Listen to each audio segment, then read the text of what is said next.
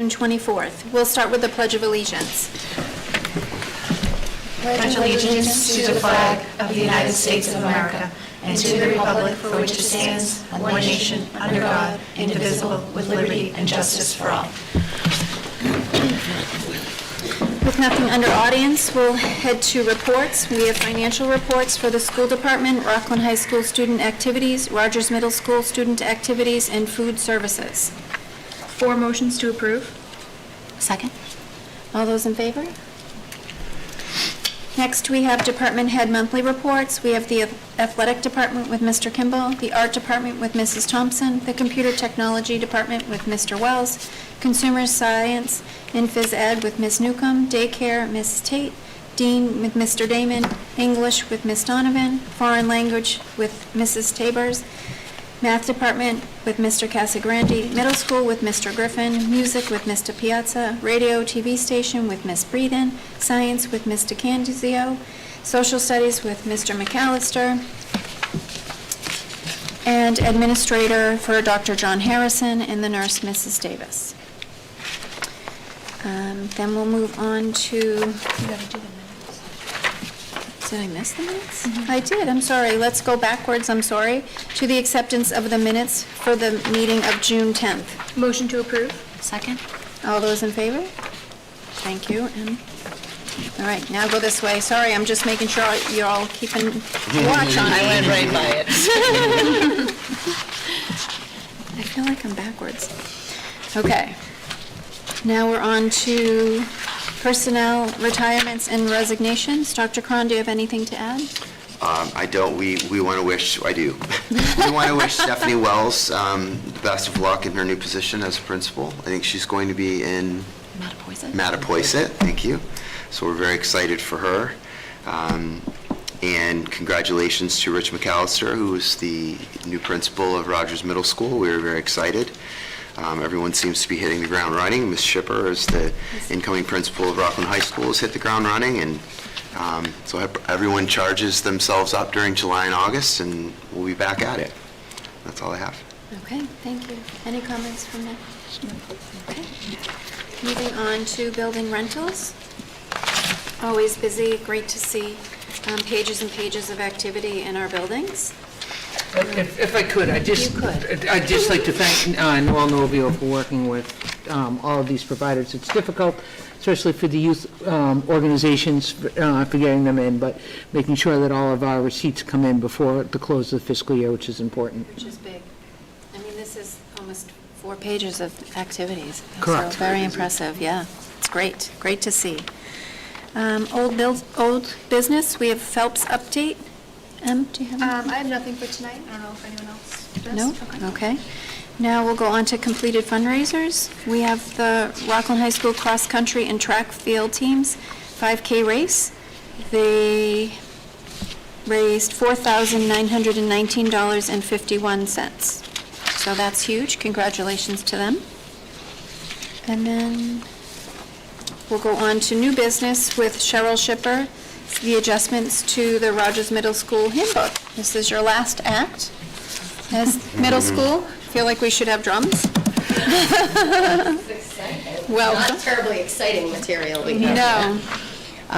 So we took a look at the Rogers Middle School handbook. This was something, we had a small committee in the spring, kind of look things over, and there were a couple minor adjustments we'd like to make, most of them aligning with the high school. So I'll just talk through them really quickly. Sure. The first was adding a principal's message or a welcome page, which I think is neat. Dr. Harrison did that in the high school one, so we thought that would be nice to have in the middle school one as well. The second one was adding a table of contents on page 3. We didn't have a table of contents.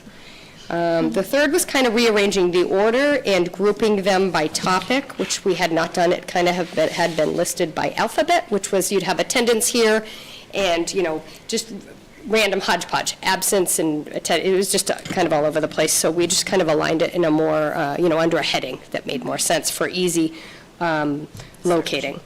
On page 7, we added, Mrs. Fulton added an attendance email this year for convenience if somebody had a student being dismissed or being absent. So we put that in the handbook because it wasn't there.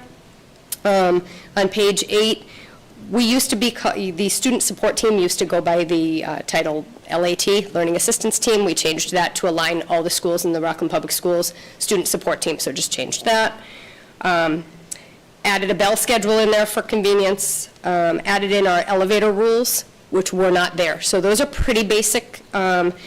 I'm happy to share the language with you if you'd like to see it, but basically, it's, you can only ride with one person, you can only have one friend in the elevator with you, and the keys must be picked up in the morning with the nurse and dropped off at the end of the day. And then we aligned with the high school 3 times, the next 3. So we added a paragraph respecting school property, care of school property, and that language is taken right out of the high school handbook, which you guys have already approved. Just basically, everybody is expected to keep the grounds clean and treat things with respect. We added to the cell phone policy, we did not have a little language in there about not recording people. And that has come up, and it's not something we support. You know, recording somebody at school, throwing it on Snapchat is absolutely not something we want in school. So unless somebody is recording something for an approved reason, that is not happening at school. So we just took the language right from the high school handbook for that. Dress code policy, we did not have something specific in there about racial slurs or something very specific about depiction of weapons or alcohol or substances on T-shirts or on handbooks or on backpacks or anywhere, patches, anything like that. And lastly, changing the word family from parent guardian gets a little tedious. We just kind of have been, I know in my communication I use the word family and families more commonly than parent guardian. All right. So, any questions about those? Ladies? Question on the 3 new policies. I know they allude to disciplinary action and consequences. I can't remember if the middle school sort of outlines where, like, this sort of infraction will result in detention and stuff. So do these 3 policies have to be added to that table, or does it get as specific with, like, first, second? I think the high school might be a little bit more detailed. I can't remember if they go into that detail. We don't necessarily have this offense gets this consequence okay. because we clearly state that we use progressive discipline. Yeah. So, you know, a first offense of something can often be maybe a detention or even a conversation or a phone call home. So we don't like to get too prescriptive about what a consequence would be. But we do have a long list. I'm happy to share it with you if you'd like to see it. I haven't feel like It's been the same forever. The list of infractions that you could be disciplined up to this many days of suspension, and what to do with this many days of suspension, and what's a appealable offense, and that's all very detailed. Okay. So, No worries. Thank you. Just clarify. Is that all? anything else? I do apologize for bringing this so late. It's been a busy spring. Yeah, you've been a wee bit busy, but that's Yeah. okay. Yeah. No worries at all. Yeah. I think it looks good if we're all in agreement. It is. Motion to approve the proposed changes for the handbook. Second. All those in favor? Thank you very much. And congratulations again. Thank you so much. You're welcome. All right. Ms. Hackett with the financial update. Yes, I just wanted to share with you, a lot of this is also the work of Mary Jo Lipson, Yeah. the assistant business manager. What we were able to do from last week, because this Thursday is our last payroll, so for the fiscal year. So what we're able to show you with all the work that we've done on aligning where we charge things within the chart of accounts is to have a more accurate description from one year to the next where we're spending our funds. So this is just a quick summary. It's up on the screen and I printed it out for you. So our FY23 actuals are in the far left column, and you'll see that our salary line went down, increased only 0.7% from fiscal year 23 to fiscal year 24. Remember, in fiscal year 23 to 24 was our first round of reductions Right. in the system. So with breakage, et cetera, it broke down to a 0.75. And then I just gave you a little bit of the detail that out of that 23,882,000 was paid out of the general fund, which is the town appropriation. A little over 1.6 was paid from grants, and approximately 587 in salaries was paid out of revolving funds. All right, so Okay. that does not mean, that's not the salary for the cafeteria workers or the daycare workers, that's general fund.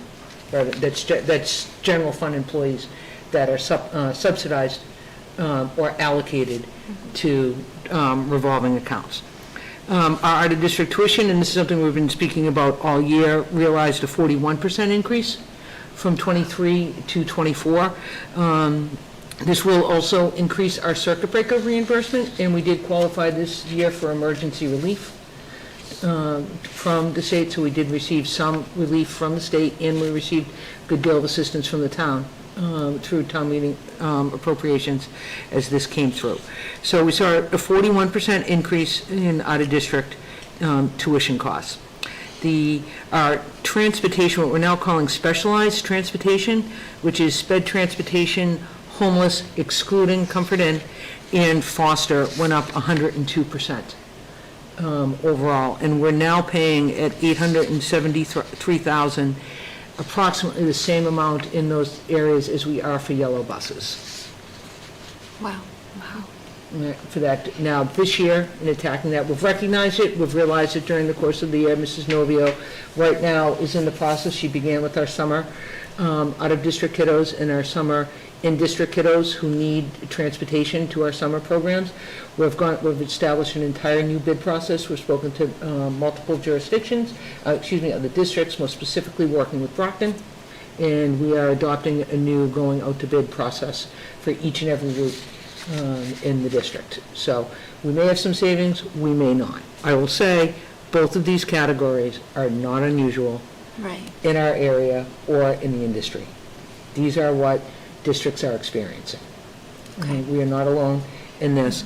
And this also gives to various portions, and it's very complex and detailed, but there are varying degrees of reimbursement that we also receive for each of these categories if they meet certain thresholds, very similar to circuit breaker.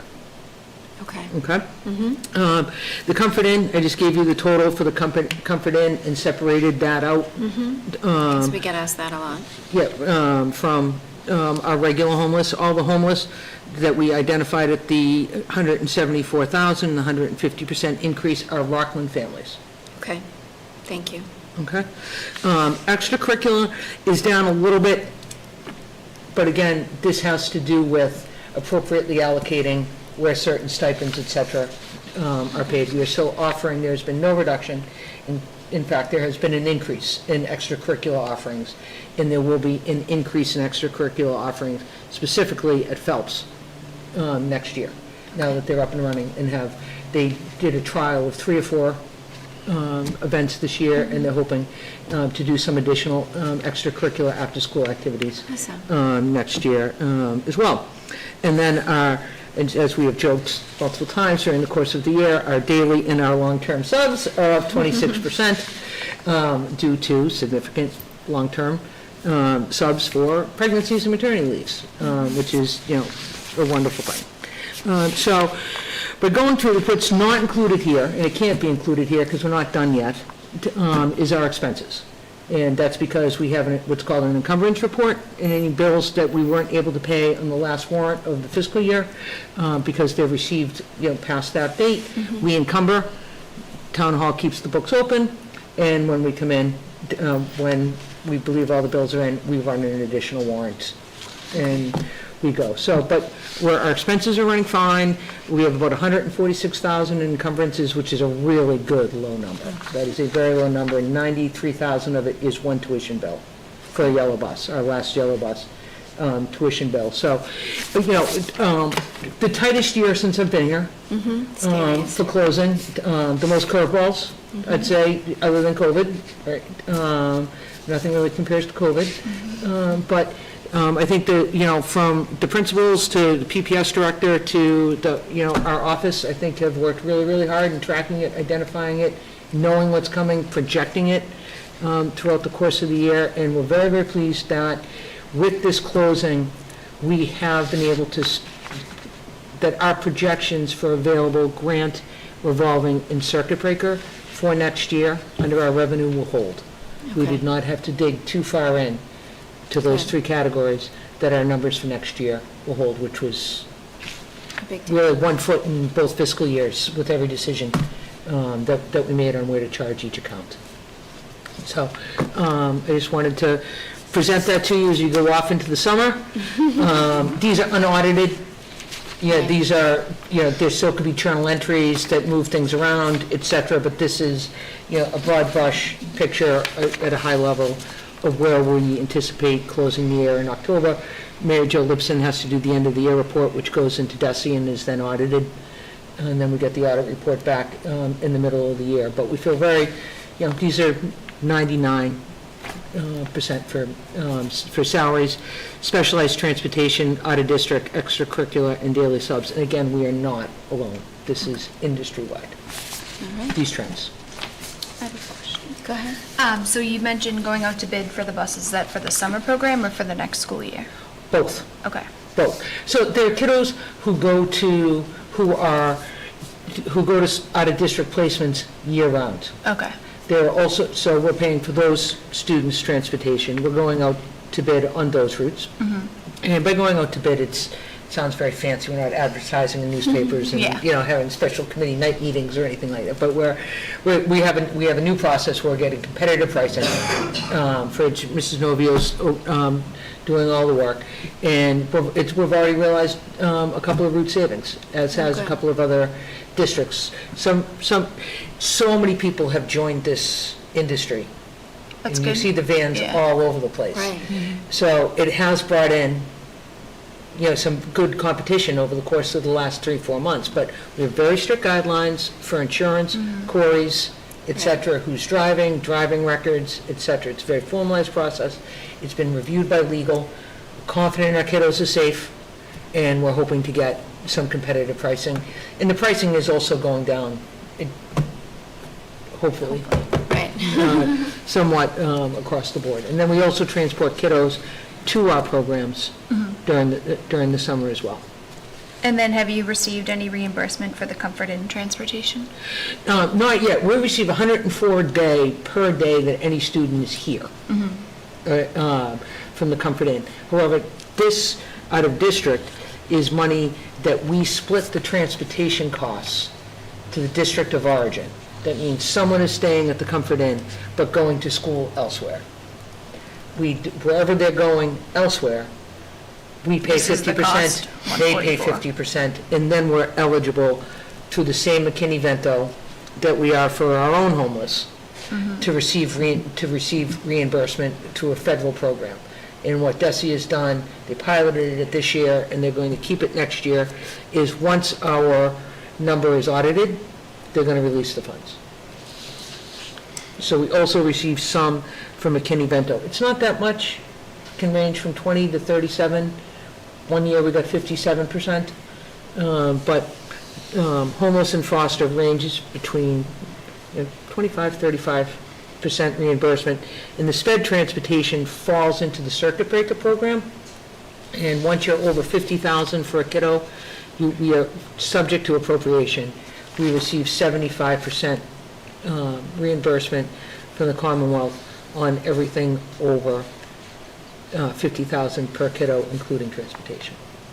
And then I know the Comfort Inn students, well, not the students, but the contract ends in November at the Comfort Inn with the state. I have not still? I have not confirmed that. But I I'm just am trying to aware- think of the financial burden for next year with I am aware of two that. things. One, that the state, based on our advocacy from Dr. Cron and from Mr. Lapp and the school committee and the selectmen, is working very hard to not send additional children to the Comfort Inn. The Comfort Inn is a transitional overflow shelter, and they are limited to nine months. 4 students today withdrew because they're going elsewhere, that they're 9-month or up. What that means to us, I haven't heard back from DESI yet. Does that mean they're going to fall into, that we're going to keep them as our school of origin, but they're going to another location, or are they actually going to register at another school? That we don't know. And will we get 4 more? We don't know. I've been told that they're working very hard not to. Okay. So far, they've been doing pretty good. They have. They have. Any other questions? No? All right, thank you, Jane and Mary Jo, for all your hard work. We appreciate your due diligence on our budget. From a bumpy ride this year, we may have landed Very bumpy. softly and safely. All right, off with that. We'll move on to the superintendent's eval. Dr. Cron, I'm going to get started in this. You ready? Ready. Have anything to say for yourself? No, I'm very excited and Oh, looking good. forward to this all day. I thought so. Yeah. I could tell how Yeah. excited you were. I do think it's important, though. Evaluation is a really big deal to teachers, and it's quite a stressful relationship between the evaluator and the teacher, and I know I always struggled with it. And I would always say to the teachers, I know how you feel, I go through it, but I get to do it on television, Right. which is even better. So, anyway, I always say to you, there's nothing that you're going to find out here that you wouldn't already know. If there was something going down, right. We would know. And that's We what would I would never- say, yeah, no right. surprises. You don't Right. wait for evaluation to, but Right. that's good that everyone is evaluated. It's Right. important. So we take this seriously, the budget and Dr. Cron's eval are very serious, even though I'm kidding. It is a big part of what we do here and what we're responsible for. If Dr. Cron doesn't sort of steer the ship correctly, we could be adrift. So it is important. It's a big job for all of us. All right, let me just get myself a little set up here. So Dr. Cron has 4 evals. He does a self-eval, and then he sends us home. All 5 of us get an evaluation sheet with his goals on it, and then we get to sort of break down, did he not meet some progress, significant progress, meet or exceed in his goals this year. So his first goal, I'll start with, implement year 2 of the new 5-year RPS strategic plan. Act on the 5 strategic initiatives identified in the priority of the 2023-2024 year. And it goes into establishing a building level transition, providing PD days with staff training inclusive in anti-bias practices, ensure building schedules support the implementation of access to the curriculum for all students, review and revise staffing plans to reflect students' needs, integrate financial and operating systems to maximize efficiency and improved data integrity. So we get this for each goal, and then we get to write what we said. So goal 1, we have 4 meets and 1 exceeded. Goal 2, we have as engage in a comprehensive review of RPS special education. It's the 2nd year goal. Use reimagining special education using inclusion as a framework to build equity and support for all students. And then collect and analyze SPED data, including budget, staffing, out-of-district transportation. Meet with the IEP chairs at least 4 times before May 15th to collaborate the IEP process across schools and levels, and reinforce and retrain teachers and administrators on the purpose, function, and implementation of the district curriculum accommodation plan, the DCAP, and meet with Special Education Parent Advisory Council, the CPAC. For goal number 2, he had 3 significant progresses and 2 meets. And I just want to step backwards and read the comment for the first goal. So then we get to write comments for each goal as well, so I try to pick different ones of us and different goals. So you sort of get a sampling of what we're all saying. We had a new school start times, new building, new programs, overall numerous changes for parents and staff. Overall, even with all these changes, it was a fantastic year and you should be proud of it. So there you go. For goal number 2,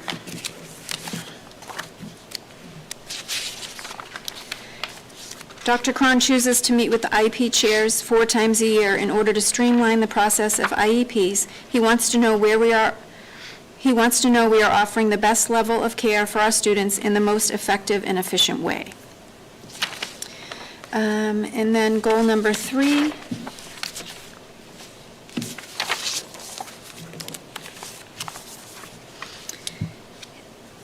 Goal number 3 is lead a successful DESI targeted review process during the year 2023-2024. He had 4 meets and 1 exceeded, and we have a comment of, "Well done, DESI visits are intense." So that was good.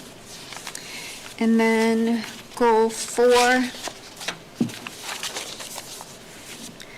foster a district culture that is inclusive and equitable, year 2 of a 2-year goal. Continue to emphasize and promote our district's 3rd core value, inclusion. We believe in a safe, collaborative, and inclusive learning environment. Continue to promote our district's 2nd strategic initiative, inclusion and equity. Promote the policies, practices, and procedures for an inclusive climate, culture, and equitable access with opportunities for all stakeholders. Engage in a review of current school student handbooks and policies through a lens of equity and inclusion. Engage all student-related faculty and support staff in a full day of PD on the topic of inclusion and equity, which happened March 5th of this year. So for this goal, he got 1 significant progress and 4 meets. And I have 2 comments. We have inclusion and equity are vital components in education, and I look forward to seeing the changes made in the school's student handbooks. And then we have Dr. Cron promotes an inclusive district and allows the various schools to build their own programs. The new Comer program is a highlight and asset to the district, especially with the annual arrival of families from the local emergency shelter. So overall, I believe that Dr. Cron did well this year. I think that we did have a hard year. I think this, besides COVID, was our hard year together. We started with trying to roll out Phelps. We started with moving around all kinds of things to try to get our budget to be balanced, and you stayed strong. Sometimes your passion comes out. That's my only thing with you, but you know this. It's okay. But we did well. We had to face the town a few times, and at the end, we had a flip-flopping all around of principals, but I think all in all, we have done well, and we appreciate you steering the boat. Thank you. Does anyone have any comments, questions? No? All right, I'll let you off the hook. Thank you. I tried to keep it simple, but let Appreciate it. people know what we were doing. All right, let me put this all back, get back to my,